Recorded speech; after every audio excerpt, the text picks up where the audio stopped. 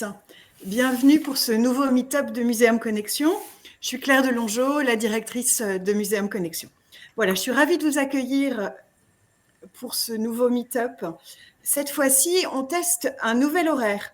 Alors, on est preneur de vos retours. Est-ce que c'est mieux ou moins bien pour vous que ce meet-up se tienne entre midi et 13h plutôt que 9h30 et 10h30? N'hésitez pas à nous envoyer vos commentaires. Pour nous, c'est très important. Voilà, aujourd'hui, on va parler du lieu culturel comme lieu de vie et d'hospitalité. Et pour cela, je remercie Zoé Blumenfeld-Kyodo de la ville de Dijon et Delphine Aboulker de l'école de Chaillot, Cité de l'Architecture et du Patrimoine, de nous apporter leur témoignage aujourd'hui. Alors, quelques infos pratiques. Dans un premier temps, nous allons écouter nos deux intervenants. Et puis, dans un second temps, vous aurez la possibilité de rejoindre l'une ou l'autre, dans une salle de discussion privée, dans laquelle vous pourrez poser toutes vos questions. Si la première partie est enregistrée et sera proposée en replay, la deuxième partie, elle, n'est pas enregistrée. Vous pouvez donc y raconter tout ce que vous voulez. Voilà, je laisse la parole à Antoine Roland qui va animer nos débats. Très bon meet-up à tous.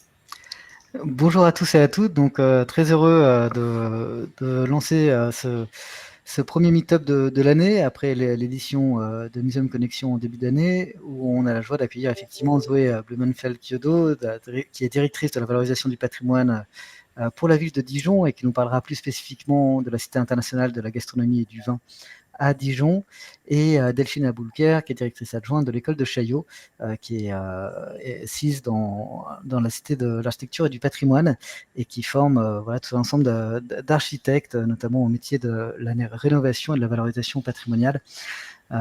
Donc on va parler en fait aujourd'hui d'un thème qui nous est cher et qui monte de plus en plus. Il y a énormément de projets en fait extrêmement intéressant dans différents lieux patrimoniaux autour de l'hospitalité.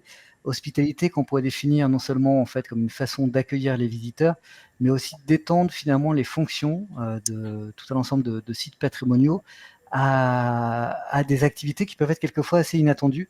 Et ça nous semblait assez intéressant de voir en fait comment un lieu patrimonial en fait pouvait restituer différentes formes d'hospitalité, comme la Cité internationale de la gastronomie et du vin, qui est hébergée en fait qui est assise dans un ancien hôpital, et on le verra, ça a tout son sens aussi quand on parle d'hospitalité, et qui met en avant en fait une des choses les plus hospitalières finalement au monde, c'est peut-être la gastronomie et le partage en fait de la gastronomie, comme on sait le faire notamment en France. Et côté école de Chaillot, donc on en discutera pas mal avec Delphine, il y a toute une étude qui est en cours sur la façon dont des sites patrimoniaux peuvent héberger d'autres activités de travail, mais aussi des activités sociales, des activités en fait autour des logiques de tiers-lieux. Et comment en fait ces sites patrimoniaux peuvent devenir des lieux tiers où on va accueillir un ensemble d'autres activités qui vont en fait peut-être changer la fonction uniquement patrimoniale d'un lieu, l'étendre, l'augmenter, et c'est ça en fait qui est passionnant dans tout ça. Et on va voir en fait comment à partir de ces deux exemples, finalement, différents lieux patrimoniaux très différents, en fait, très spécifiques, vont développer, soit dans une programmation culturelle, comme pour la Cité internationale de la gastronomie et du vin, soit en fait en accueillant tout un ensemble d'autres activités complémentaires, développer en fait ces fonctions d'hospitalité. Donc ce que je vous propose tout de suite, c'est de débuter avec un premier exemple, la Cité internationale de la gastronomie et du vin. Donc Zoé, peut-être est-ce que vous pouvez nous présenter un peu la genèse du projet, comment en fait ce projet a été pensé, et ensuite on rentrera plus dans le détail sur la programmation culturelle. Bien sûr, bonjour à tous.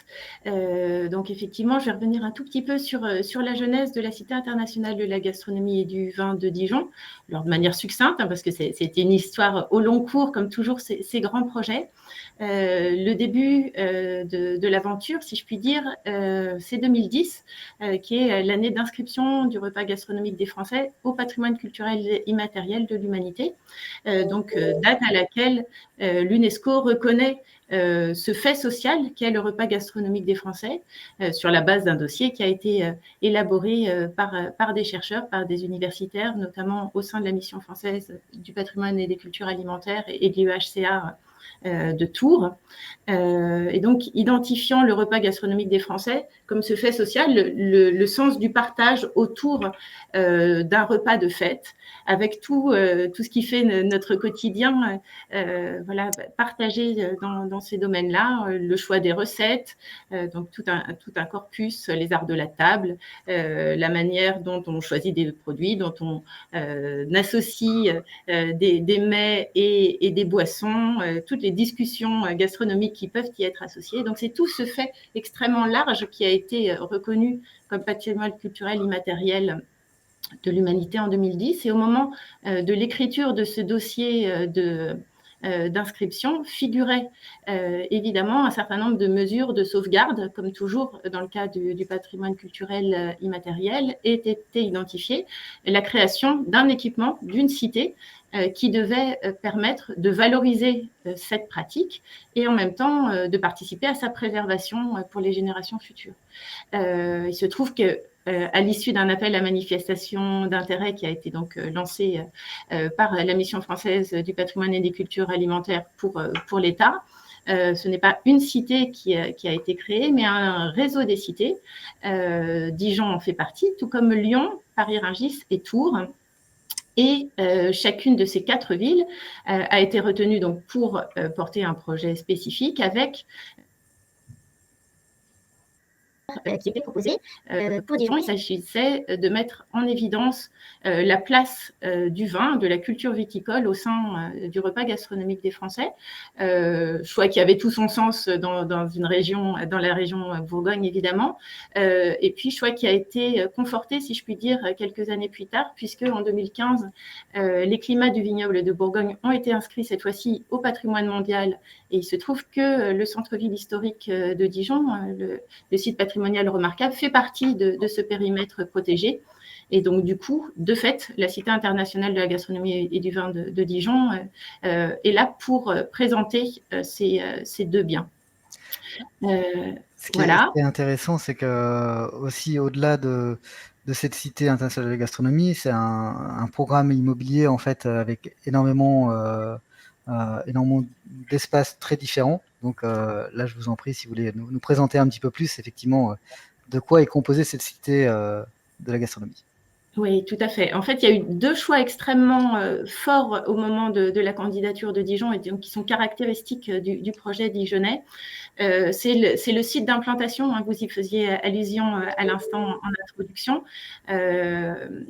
qui est un site de 6,5 hectares, qui est celui de l'ancien hôpital général de la ville de Dijon. Donc, il y a tout un travail de restauration et de revalorisation, de réouverture de ce site, hein, qui était complètement clos et qui a été complètement réouvert sur la ville, de manière à ce que les habitants et les touristes puissent y circuler librement tout au long de la journée et puissent se le réapproprier. Vous le disiez vous-même, la question de l'hospitalité, elle est cruciale quand on parle de gastronomie. Elle est aussi fondamentale dans l'origine même de ce site d'hôpital, hein, qui à l'origine a été fondé en 1204 pour accueillir des pèlerins et des orphelins, voilà, dans des missions d'hospitalité fondamentale. Voilà, donc ça, c'est le premier axe fort. Mais évidemment, l'autre chose qui est très caractéristique du projet dijonnais au sein du réseau des cités, c'est le choix qui a été fait de venir créer un projet d'une très grande envergure sur 6,5 hectares en combinant un certain nombre de fonctions qui permettent d'aborder l'ensemble du spectre, j'allais dire, lié à la gastronomie et au vin. Donc, on a à la fois des espaces culturels, des espaces d'exposition permanentes, temporaires. J'y reviendrai un petit peu plus tard, donc je ne vais pas le détailler tout de suite. On a des lieux de formation avec l'école Ferrandi qui a ouvert une antenne à Dijon à cette occasion-là. Une autre école de formation qui est portée par l'école des vins de Bourgogne pour avoir des formations de format beaucoup plus court, pour présenter les spécificités du vignoble et des vins de Bourgogne. On a également tout un ensemble de commerces, de lieux de restauration qui font partie intégrante du site et le projet a vraiment été pensé dans cette complémentarité d'expertise et de métier, si je puis dire, entre ce que peut porter une collectivité. Les espaces culturels sont gérés, appartiennent et sont gérés par la ville de Dijon, mais avec des acteurs privés qui arrivent tous avec leurs compétences pour promouvoir le repas gastronomique des Français à travers ces différentes formes-là. Et puis le site, de manière plus globale, si on prend en considération les 6 hectares et demi, comporte également des lieux de divertissement avec un cinéma, ce qui est fort utile quelquefois pour mettre en place des actions de programmation conjointes avec des échos qui sont faits entre projections cinématographiques et puis d'autres activités. Et également à signaler sur le site, on le voit tout au fond du visuel, il y a marqué Village by CA. On a une pépinière d'entreprises spécialisée dans le domaine effectivement des entreprises agroalimentaires qui est implantée également sur site. Donc c'est vraiment une grande cohérence avec des composantes publiques, des composantes privées qui toutes œuvrent pour mettre en valeur le repas gastronomique des Français et puis plus globalement la gastronomie et le vin.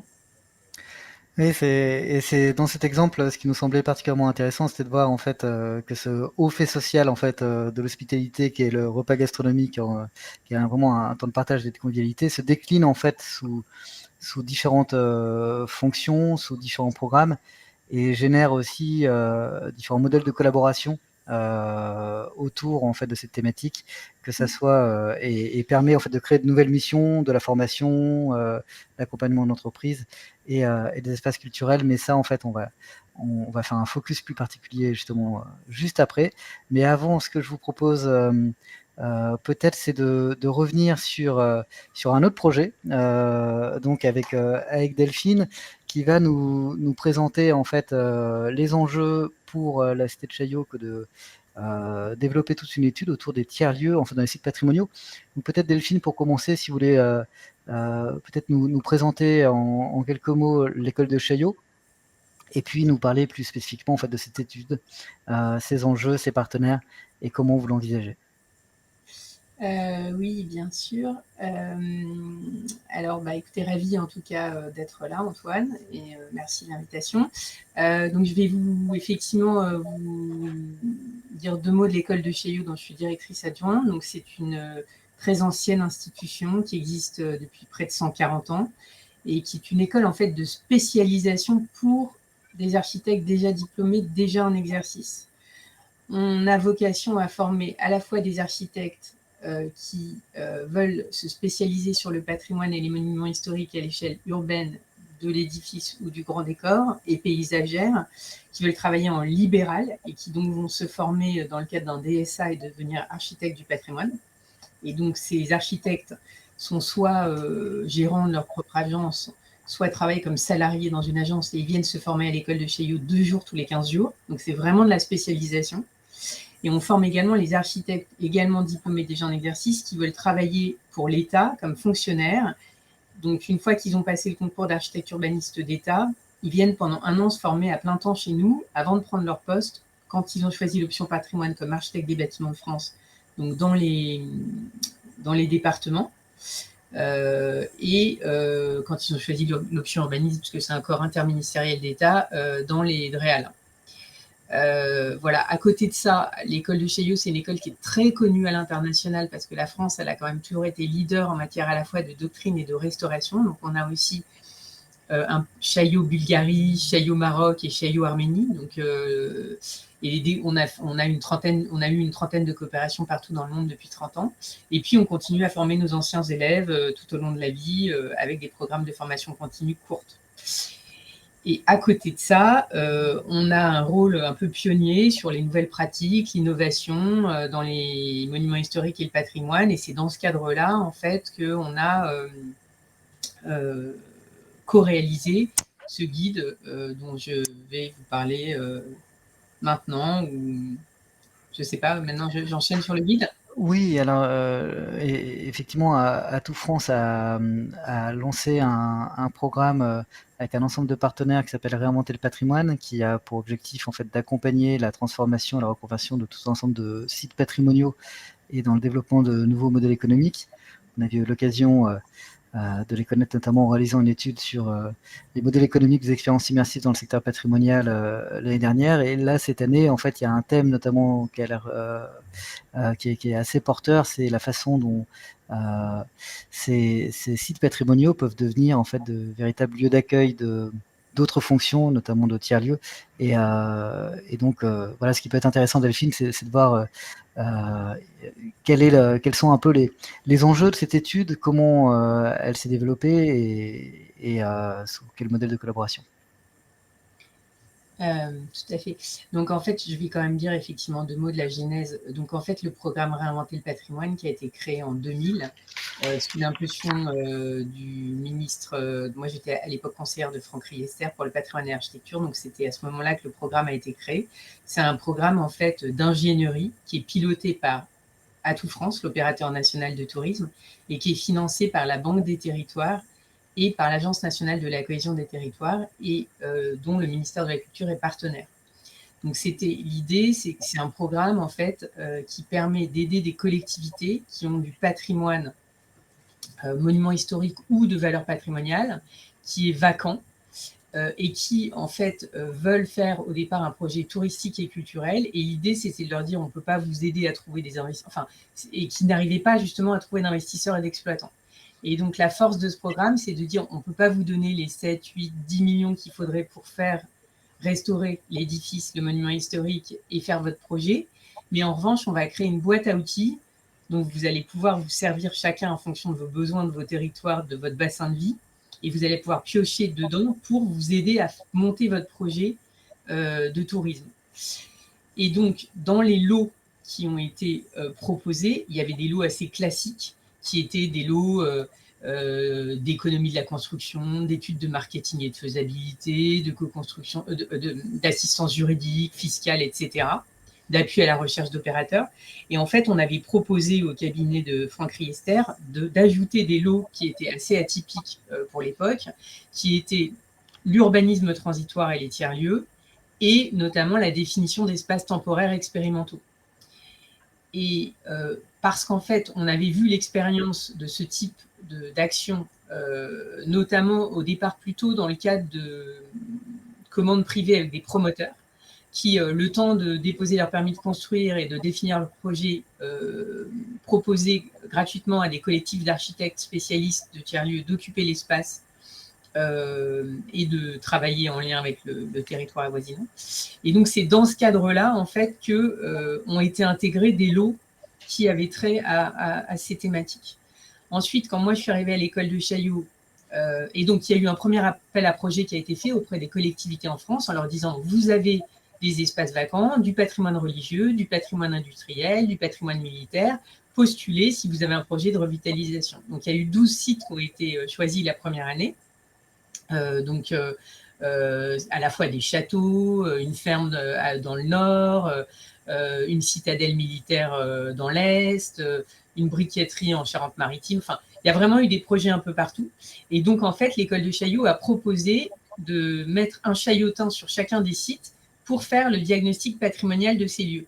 Donc, l'aventure a commencé comme ça. Et du coup, ces chaillotins ont pu commencer à hybrider un peu leurs compétences avec les architectes opérateurs de tiers-lieux, d'urbanisme transitoire qui faisaient partie du programme. Et on s'est dit, en fait, il faut aller plus loin. C'est quand même très intéressant de croiser les démarches parce que souvent, les architectes spécialistes de l'urbanisme transitoire n'ont pas de compétences en matière de patrimoine et les architectes du patrimoine ne connaissent pas non plus ces démarches innovantes d'espaces temporaires expérimentaux d'urbanisme. Et donc, on s'est dit, il faudrait qu'on fasse un guide et qu'on essaie vraiment d'acculturer ces deux métiers et de sortir un peu un guide d'orientation à destination des élus et des porteurs de projets. Et dans ce cadre-là, on s'est associé avec France Tiers-Lieux, qui est l'opérateur national des tiers-lieux, qui est un GIP, pour faire ce guide. Et donc, c'est une commande de Réinventer le patrimoine à toute France qui nous a missionnés pour travailler voilà, en ce sens. Sur la vacance, en fait, comment est-ce qu'on recrée un nouvel usage dans ces monuments historiques qui sont vacants et qui sont souvent délaissés depuis 5, 10, 15, 20 ans, quoi. Du fait de la désindustrialisation, voilà, je pourrais revenir là-dessus. Donc la genèse d'une étude qui se base déjà sur pas mal de projets en cours et de projets très opérationnels et concrets qui ont été mis en place grâce au programme Réinventer le patrimoine. Alors qu'est-ce qu'on va retrouver exactement dans cette étude? Quel sera en fait un petit peu les grands, quel sera le menu en fait finalement de ce type d'études-là et vers qui elle s'oriente? Quels sont vos enjeux, notamment aussi en termes de public? Alors, donc le guide, c'est vraiment un guide pratique. Il est destiné aux élus, aux acteurs publics, aux acteurs associatifs ou aux porteurs de projets privés qui veulent du coup développer un projet de tiers-lieu dans un édifice patrimonial. Et du coup, on l'a conçu sous forme de 5 fiches pratiques qui sont quels sont les diagnostics en termes de patrimoine et de diagnostic territorial qu'il faut que je fasse au préalable avant de pouvoir réactiver mon site. La deuxième fiche, c'est une fiche sur comment est-ce qu'on construit une programmation qui n'est pas plaquée et figée, mais qui est vraiment construite, ancrée dans le territoire, construite en partenariat avec les acteurs locaux. La troisième fiche, elle porte sur la gouvernance, en fait, le modèle de gouvernance partagée entre les acteurs locaux et les experts. Il y a une quatrième fiche qui est dédiée à l'aspect réglementaire. Donc, comment est-ce qu'on fait pour anticiper les contraintes réglementaires, notamment dans un monument historique? Souvent, ils sont protégés au titre des monuments historiques, mais souvent, il y a aussi des protections au titre de l'environnement. Donc, il y a des cumuls, en fait, de codes qui s'additionnent. Donc, voilà, il faut vraiment anticiper tout ça et savoir jouer de ces contraintes pour aussi pouvoir innover et tester des choses de manière frugale. Et la dernière fiche, elle porte sur le modèle économique. Comment est-ce qu'on construit un modèle économique durable? Et pour construire ces fiches, en fait, on a analysé 4 bâtiments de tiers-lieux implantés dans des édifices patrimoniaux partout sur le territoire. Donc, il y en a un qui est dans les Hauts-de-France, un autre qui est en Bretagne. On en a d'ailleurs 2 en Bretagne, un à Rennes et un à Belle-Île-en-Mer, un autre en Seine-et-Marne, en Île-de-France. Et on a choisi, en fait, on a essayé de couvrir le plus large possible. Donc, on a choisi à la fois des bâtiments qui étaient classés monuments historiques qui appartenaient à l'État. Donc, c'est le cas du château de Giossini, qui est un château qui appartient au CMN, enfin, qui est géré par le Centre des Monuments Nationaux, qui est donc l'échelon le plus élevé de protection. Et voilà. On a travaillé sur le couvent des Clarisses à Roubaix, qui est un bâtiment qui est inscrit monument historique. Donc, c'est l'échelon du dessus, mais c'est quand même une protection forte et qui est dans un quartier politique de la ville avec voilà, d'autres enjeux. On a choisi de travailler sur l'hôtel Pasteur à Rennes, qui pour le coup n'est pas protégé, mais qui est dans un périmètre de monument historique. Et aussi à Belle-Île-en-Mer, on est juste à la lisière d'une citadelle Vauban, dans un périmètre de monument historique. Et on a choisi donc différents types de protection, différents types de territoires. On a aussi choisi de travailler sur différents types d'avancement de projets. Donc, en fait, il y en a qui sont déjà en fonctionnement et qui sont pérennisés. C'est le cas de l'hôtel Pasteur à Rennes. Et puis, il y en a qui sont vraiment, voilà, qui démarrent leur projet. Donc, l'idée, c'était aussi de montrer un peu toutes les étapes, toutes les typologies, tous les modes de faire. Oui, alors, je vois dans le chat, il y a déjà la volonté de récupérer le lien de l'étude. Vous le verrez, elle n'est pas encore publiée, mais c'est pour bientôt. Alors, pour rentrer peut-être plus dans le détail, en fait, aussi de ces différents projets et de voir en fait dans quelle mesure on développe de nouvelles formes d'hospitalité dans des lieux. Vous avez cité effectivement l'hôtel Pasteur et le couvent des Clarisses. Alors, 2 projets qui sont très différents, vous l'avez évoqué. Donc, comment en fait se développent de nouvelles formes d'hospitalité dans ces lieux-là? Qu'est-ce qui les caractérise? Est-ce que vous pouvez nous en dire un petit peu plus, peut-être sur ces 2 exemples pour illustrer notamment ce qui ressortira dans le cadre de votre étude? Alors, l'hôtel Pasteur, donc c'est le projet le projet qui est le plus ancien hein, dans nos 4 cas d'études. Donc en fait, c'était une ancienne université dentaire qui était en plein centre de la ville, qui était quasiment désaffecté. Il restait juste une petite unité dentaire au rez-de-chaussée, mais enfin, c'était vide dans l'ensemble. Donc, on a 6000 m² de surface bâtie. Aujourd'hui, on a 800 m² qui sont dévolus au tiers-lieu, aujourd'hui. Ça a commencé, en fait, par étapes. Donc, en fait, c'est la collectivité qui a mandaté Patrick Bouchin et ensuite son équipe de la preuve par 7, c'est Sophie Recart qui a vraiment travaillé sur la création de ce projet et qui en fait a créé une permanence architecturale, c'est-à-dire qu'en fait elle s'est installée dans le bâtiment en faisant les travaux minimum frugaux pour mettre en sécurité, et elle a commencé en fait à inviter les acteurs locaux, notamment autour du monde du médical, puisque c'était une ancienne université dentaire, à utiliser l'espace. Donc des unités de psychiatrie mobile, des associations d'insertion par le sport, des artistes, des artisans, des compagnons du devoir. Enfin voilà, c'était vraiment le concept, c'est une pièce de plus dans la ville, quoi. Et donc elle a testé pendant comme ça 2 ans le lieu. Et elle a écrit une étude de faisabilité en acte. C'est-à-dire qu'à la place de faire une étude de faisabilité théorique, abstraite, en fait, elle l'a faite à partir du vécu et des expérimentations qui étaient faites dans les lieux. Et la mairie a trouvé que c'était, la collectivité, les élus ont trouvé que c'était vraiment intéressant, et ils ont pris le risque de dire, en fait, on veut pérenniser ce projet, mais pour le faire, on a aussi besoin d'avoir des éléments de programme qui manquent dans la ville. Il se trouve qu'il manquait une école maternelle et un lieu pour les ados, donc ils ont décidé dans la programmation d'installer cette école maternelle dans le lieu pour aussi pérenniser le lieu, et un EduLab sur le numérique et plus dédié au public des adolescents. Et ils ont mandaté en fait une société d'économie mixte qui a porté le projet pour la collectivité, en incluant dedans Sophie Ricard, qui donc était à l'origine de cette première permanence architecturale qu'elle avait faite sur site, et en gardant ce concept et en l'incluant dans le cadre d'un projet d'une société d'économie mixte qui était devenue le maître d'ouvrage, en fait. Voilà. Et donc après, il y a eu ils ont créé une association collégiale avec de préfiguration de gestion citoyenne, avec beaucoup d'acteurs. Et puis, c'est comme ça qu'ils ont commencé les phases travaux pour restaurer le lieu. Et donc, la collectivité, grâce à un prêt de la Banque des Territoires notamment, mais pas, a financé en fait les 11 millions qui ont été nécessaires, dans mon souvenir.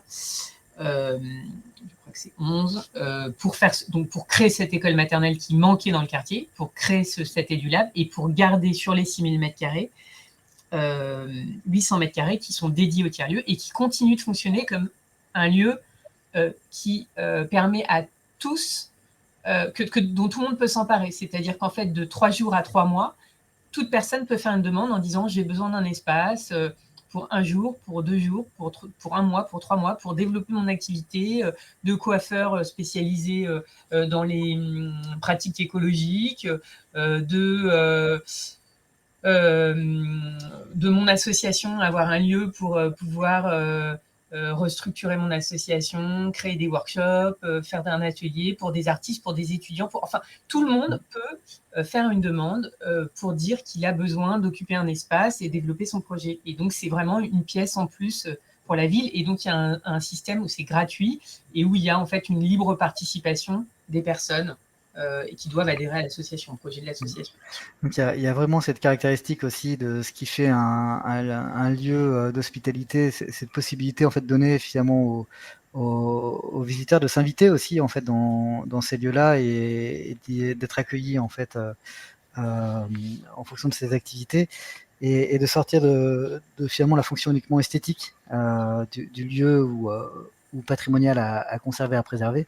Il y a un autre projet aussi, alors qui est peut-être plus... Juste quand même, excusez-moi, terminer, juste pour dire que, donc, au-delà de l'impact sociétal, on voit bien qu'on redonne ces monuments aux citoyens, ça a aussi permis, au niveau de l'architecture et du patrimoine, de valoriser l'édifice, parce qu'en fait, au fur et à mesure des années, l'édifice, il y a eu plein d'adjonctions qui avaient été faites, donc les 2 cours qui sont magnifiques, du bâtiment qui a été réalisé par un architecte local assez connu, avait été complètement grignoté en fait par toutes ces espèces de verrues un peu architecturales. Et du coup, le projet, ça a permis de recréer de la lisibilité, de supprimer ces adjonctions et de créer une desserte intéressante. Enfin voilà, de vraiment rationaliser les espaces et de revaloriser en fait, de redonner vraiment toute la valeur patrimoniale du lieu aussi. Merci effectivement aussi de le repréciser. Alors, juste qu'on éclairisse assez rapidement, c'est un projet peut-être plus récent, et puis après on passera effectivement à Zoé pour rentrer un peu plus dans le détail sur l'aspect de la gastronomie. Alors, le couvent des Clarisses, effectivement, donc là c'est un projet qui est plus récent. En termes de méthodologie, il s'inspire d'ailleurs beaucoup de l'Hôtel Pasteur. Hein, c'est vraiment c'est des architectes. Enfin, il y a une grande filiation entre les projets en termes de méthode.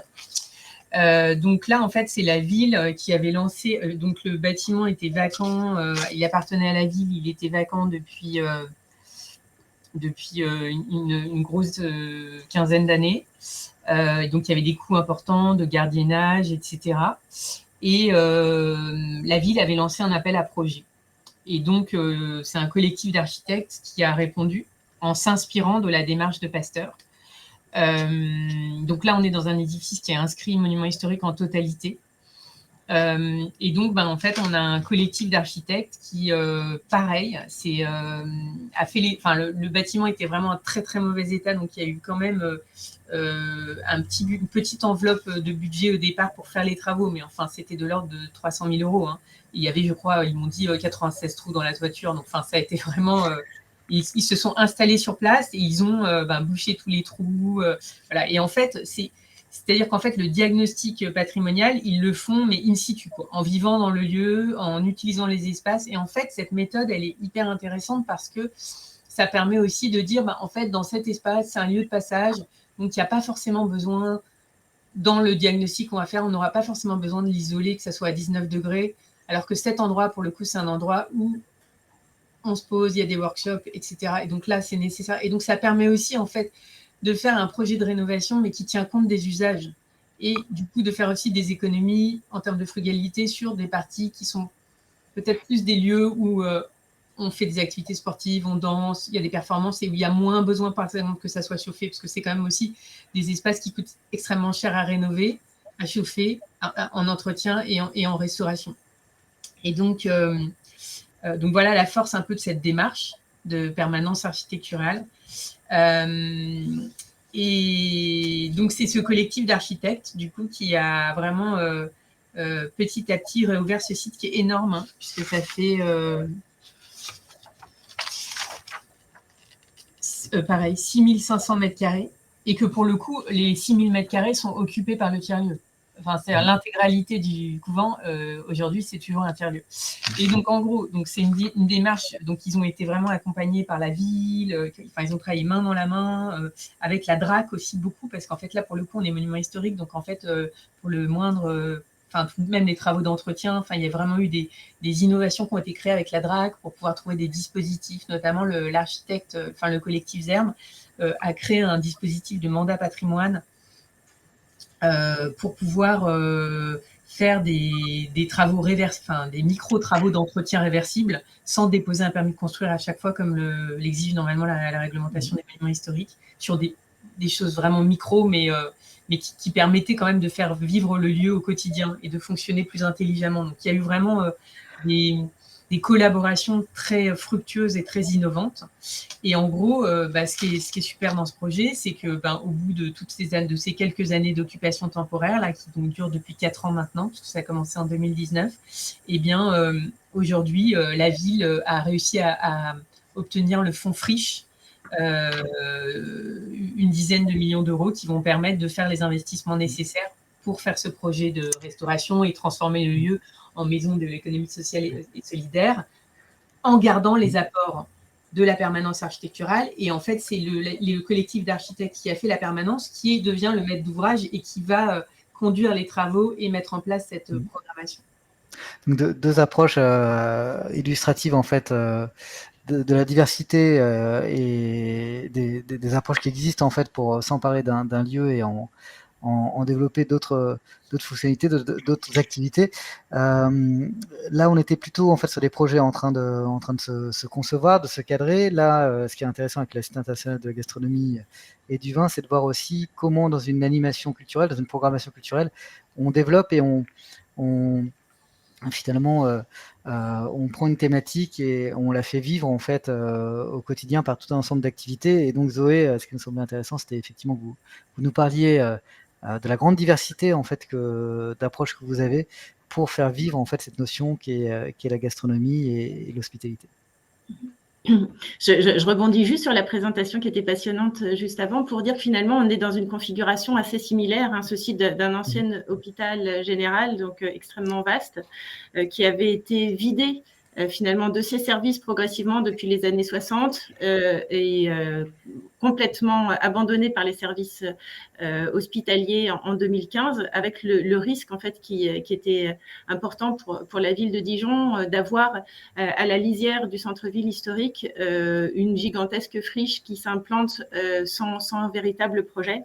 Et du coup, effectivement, il y a eu une volonté politique extrêmement forte de trouver un nouvel usage à ce site qui était finalement un projet urbanistique tout autant que culturel et d'attractivité pour le territoire.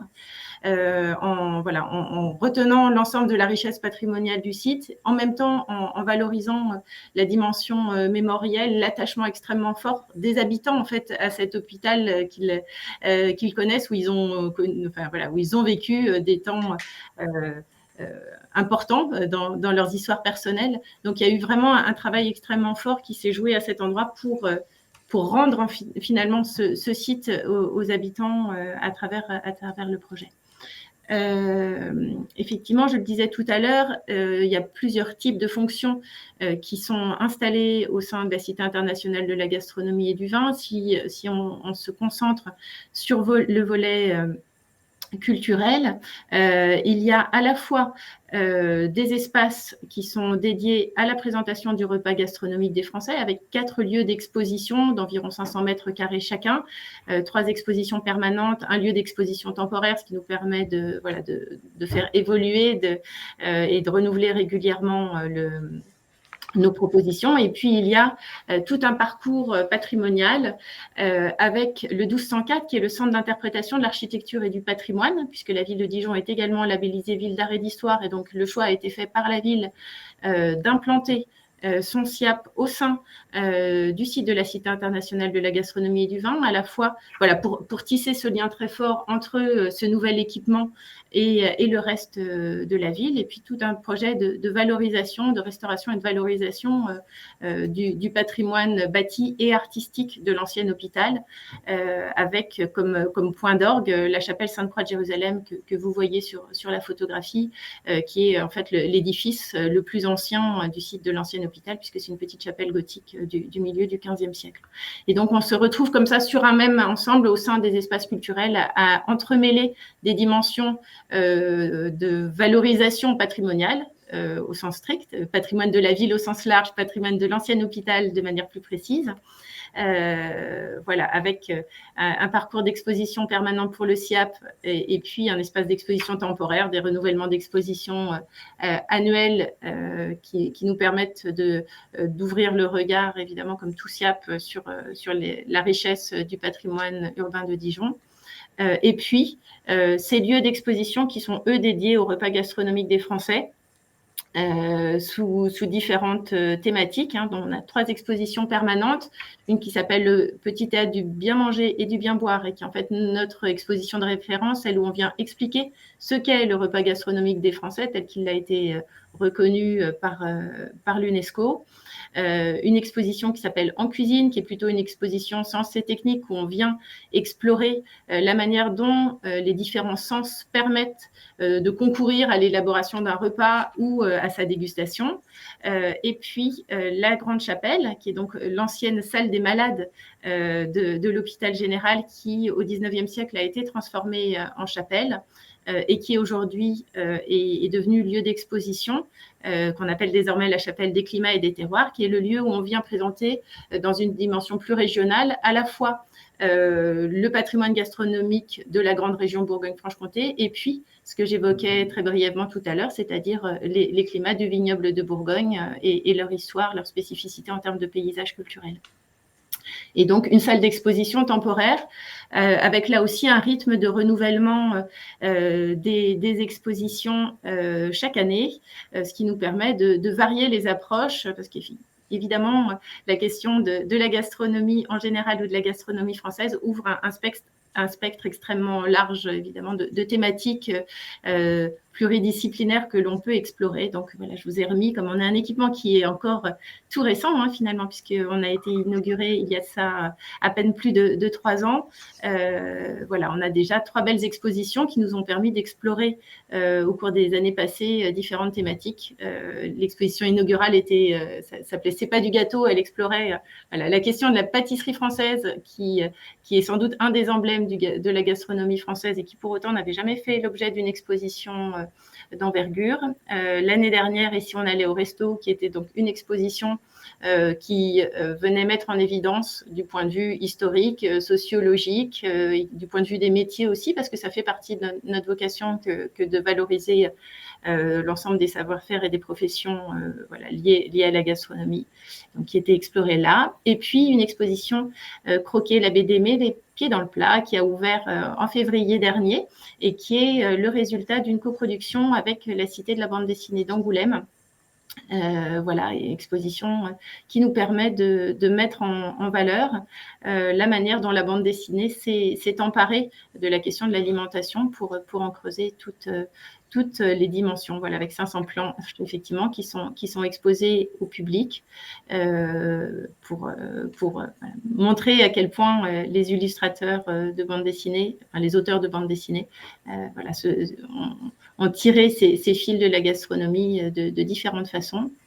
Et puis de manière plus brève, effectivement, j'avais remis quelques éléments sur ces autres dimensions non culturelles, si je puis dire, mais elles concourent au même objet, voilà, qui sont installés sur le site avec effectivement le pôle formation, mais je l'ai évoqué brièvement tout à l'heure, ce qui nous permet d'organiser finalement tout au long de l'année des programmes conjoints où la découverte des expositions peut s'adosser à des temps d'éducation, à des temps d'ateliers, de pratiques culinaires également, parce qu'évidemment, il y a une volonté pour nos visiteurs, qu'ils soient locaux ou touristiques, de mettre la main à la pâte, de goûter pour de vrai, si je puis dire, pas uniquement de découvrir les fondamentaux de la gastronomie française de manière intellectuelle et théorique et artistique, mais aussi voilà,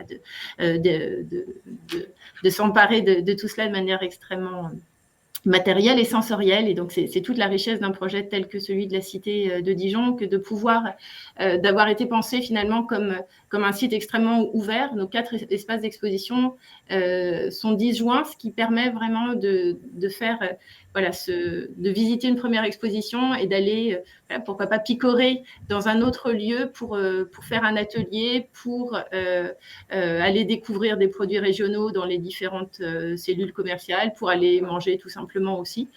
Voilà, donc il y a vraiment un enchevêtrement des fonctions qui a été pensé, ce qui nécessite évidemment voilà, un travail de coordination extrêmement important à l'échelle du site, qui est en fait une gigantesque copropriété. Il n'y a pas de gouvernance unique, mais un travail en bonne intelligence entre les différents partenaires pour offrir une offre cohérente à nos visiteurs. Donc un sujet éminemment convivial, mais aussi une convivialité des approches, comme on le voit en fait aussi bien du côté de la Cité internationale que aussi de tous les projets que vous avez mis en avant aussi dans l'étude côté école de Chaillot. Juste peut-être avant de rentrer, parce que là malheureusement le temps file et il va falloir qu'on passe en petits groupes, peut-être pour répondre aussi aux questions de l'audience.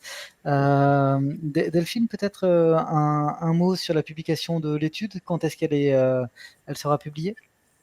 Alors, le guide a vocation à être téléchargé en ligne gratuitement. Et il sera mis en ligne le 1er juillet. Parfait. Voilà. Eh bien, écoutez, donc comme ça, si Et donc on va, je pense qu'on va, on n'a pas encore calé, mais il y aura plusieurs présentations qui vont être faites de l'étude à la Cité de l'Architecture et du Patrimoine, dans les territoires, dans les 4 sites sur lesquels on a travaillé, donc à Roubaix, à Belle-Île, j'espère, je ne sais pas, on verra, à Rennes, à l'Hôtel Pasteur, voilà, et dans le cadre aussi d'animation avec le CMN. On a en fait le concept du guide, c'est de dire que c'est pas une formule magique, mais disons que c'est un bon outil qui permet en fait, c'est faire un projet dans un bâtiment qu'on connaît mal, qui est fermé depuis 10 ans, c'est extrêmement compliqué. Là, ça permet vraiment d'être un peu un outil qui permet de faire trouver des fonds financiers plus facilement pour pouvoir ensuite restaurer et faire un projet. Et au passage, ça permet de construire un programme qui fait sens par rapport au territoire. Tout à fait. Donc alors, on a innové dans l'heure du format, mais aussi malheureusement, on a un peu trop dépassé par rapport à ce temps de discussion, mais les discussions étaient passionnantes. Plein de questions sont en train d'émerger. Ce que je vous propose en fait, c'est de rejoindre tout de suite nos 2 intervenantes dans des salles de discussion. Donc il y aura une salle de discussion avec Delphine et une autre avec Zoé. Donc en haut de votre écran, vous avez une petite fonctionnalité salle de discussion et vous pouvez cliquer dessus et rejoindre directement les intervenantes pour pouvoir en fait poser directement vos questions. Merci en tout cas pour ces échanges passionnants et puis donc on se retrouve tout de suite en petit comité.